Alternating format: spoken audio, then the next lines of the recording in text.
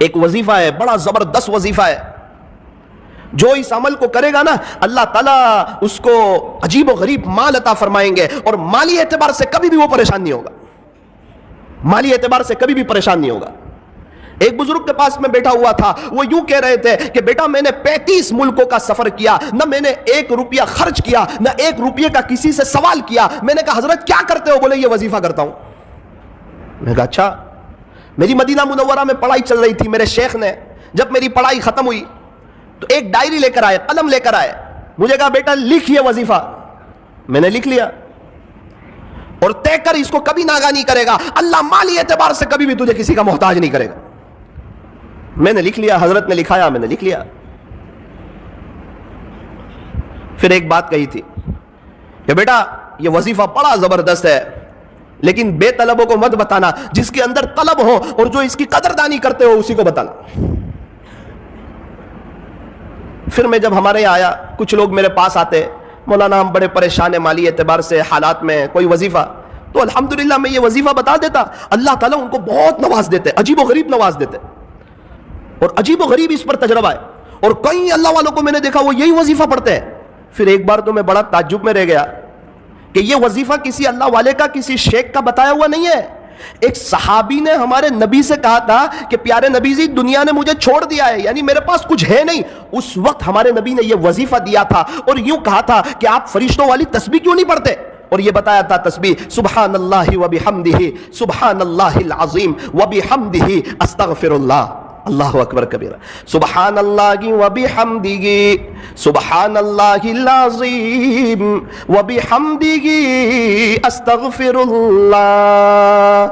پیارے نبی سے وظیفہ سنا، راوی فرماتے ہیں کہ پھر ایک مدت تک وہ نظر نہ آئے، جب دوبارہ نظر آئے تو انہوں نے بتایا، جس کا خلاصہ یہ ہے اللہ نے مجھے اتنا نواز دیا ہے کہ میں بتا نہیں سکتا۔ یہ عجیب و غریب وظیفہ ہے۔ ایک شخص مجھے کچھ وقت پہلے نوساری میں ایک جگہ ملے، سید تھے، مجھے کہنے لگے مولانا کچھ وقت پہلے آپ ہمارے گھر آئے تھے، آپ نے ایک وظیفہ بتایا تھا، میں نے آپ کو اپنی پریشانی بتائی تھی، آپ نے ایک وظیفہ بتایا تھا، الحمدللہ 2 دن سے میں نے شروع کر دیا ہے۔ میں نے کہا یار میں نے بتایا تھا 3-4 مہینے ہو گئے، آپ نے 2 دن سے شروع کیا۔ مولانا آپ کو نہیں معلوم، آپ بتا رہے تھے پردے کے پیچھے سے میری بیوی یہ وظیفہ سن رہی تھی، اللہ کی شان، اس نے پابندی سے کیا، ابھی اس کے 36 لاکھ روپے آ رہے ہیں، تو میں نے بھی شروع کر دیا۔ میں نے کہا یار آپ عجیب آدمی ہو۔ میں نے کہا 36 لاکھ روپے کہاں سے آ رہے ہیں؟ کہا وہ وارثے کے آ رہے ہیں۔ تو میں کہا ابا کو مارنے کی نیت سے تو نہیں پڑھا تھا یہ وظیفہ؟ بولے نہیں، ان کے ابو کا تو بہت پہلے یہ انتقال ہو گیا تھا، لیکن مولانا زمین کا اتنا خطرناک مسئلہ تھا کہ یہ کبھی بھی حل ہونے کا نام لیتا نہیں تھا، اور ہم لوگ بھی نا امید ہو چکے تھے کہ اب یہ مسئلہ جو ہے یہ کبھی بھی حل ہو سکتا نہیں ہے۔ لیکن میری بیوی نے یقین سے پڑھنا شروع کیا، اللہ کی شان مسئلہ حل ہوا، اس کے 36 لاکھ روپے آ رہے، اور اللہ کا شکر ہے 2 دن سے میں نے بھی شروع کر دیا ہے۔ ہمارے نوساری میں ایک بڑے مالدار شخص، ان کے پاس میں بیٹھا ہوا تھا، تو شیخ سے وہ بھی محبت کرتے تھے، مدینہ منورہ کے شیخ سے، تو میں نے ان کو یہ وظیفہ بتا دیا۔ کہنے لگے نا وہ بڑے آدمی ہے اور ان کا بتایا ہوا وظیفہ کرنا ہی چاہیے۔ میں نے کہا ان کا بتایا ہوا نہیں، پیارے نبی کا بتایا ہوا ہے، یہ کوئی اللہ والے کا بتایا ہوا نہیں ہے، یہ کوئی تجربہ کرنے کا وظیفہ نہیں ہے، یہ تو عمل کرنے کا وظیفہ ہے۔ اچھا کیا بتایا؟ تو میں نے ان کو بتا دیا۔ 2 دن کے بعد مجھے ملے، کہا بیٹا یہ وظیفہ کبھی چھوڑنے جیسا نہیں ہے۔ میں نے کہا کیوں؟ بولے بیٹا پیسہ تو بہت ہے، سب جگہ روکا ہوا ہے، ابھی میں حالات میں تھا کچھ وقت سے، پیسے کے بارے میں ہاتھ میں پیسہ نہیں تھا، زمینیں جائیداد پراپرٹی بہت، ہاتھ میں پیسہ نہیں۔ تو میرا بڑا بیٹا میرے پاس آیا اور یوں کہنے لگا ابا بہت پہلے آپ کے 70,000 روپے میرے پاس تھے، وہ ابھی آپ لے لو 70,000۔ بولے میں نے بولا پھر؟ بولے اب کبھی یہ وظیفہ نہیں چھوڑوں گا۔ اللہ اکبر کبیرہ۔ اور شیخ خود فرماتے تھے میں نے جس کو بھی بتایا، جس نے بھی یقین سے پڑھا بیٹا آج سب کروڑ پتی ہے، اور جس نے بغیر یقین کے پڑھا وہ جہاں تھے آج وہاں کے وہیں ہیں۔ تو میرے عزیزوں ایک بات یاد رکھو، یہ وظیفہ جو ہے یہ بڑا زبردست ہے۔ میں نے ایک سوال پوچھا شیخ سے جس پر وہ مجھ سے بڑے ناراض ہوئے، بہت زیادہ ناراض ہوئے، اور مجھے کہا بیٹا تیرے سے مجھے یہ امید کبھی نہیں تھی کہ تو مجھے یہ سوال پوچھے گا۔ میں نے کہا شیخ یہ جو وظیفہ پڑھیں گے 100 مرتبہ تو صرف رزق میں برکت ہی ہوگی یا ثواب بھی ملے گا؟ تو بہت ناراض ہو گئے۔ ایک مثال سے سمجھایا مجھے کہ 400 روپے کلو کی چائے ہو اور اس پر 50 روپے کی ڈول کی آفر ہو تو تجھے صرف ڈول ملے گی یا چائے بھی ملے گی؟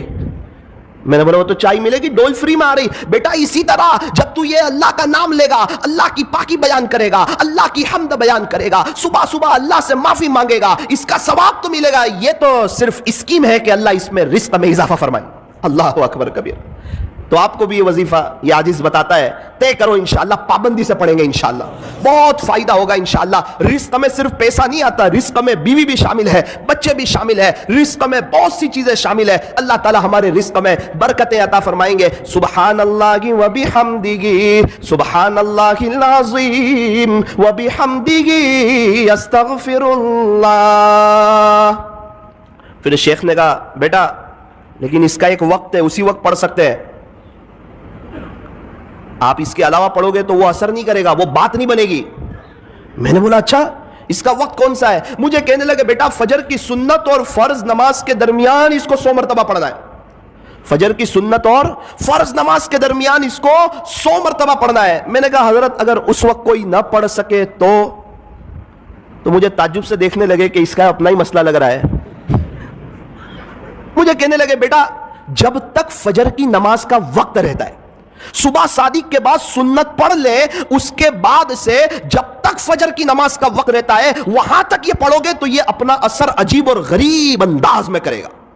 پھر مجھے اپنے مکان پہ لے گئے ایک مرتبہ، بڑے بڑے لوگوں کو دعوت تھی، مجھ چھوٹے کو بھی حضرت نے گن لیا۔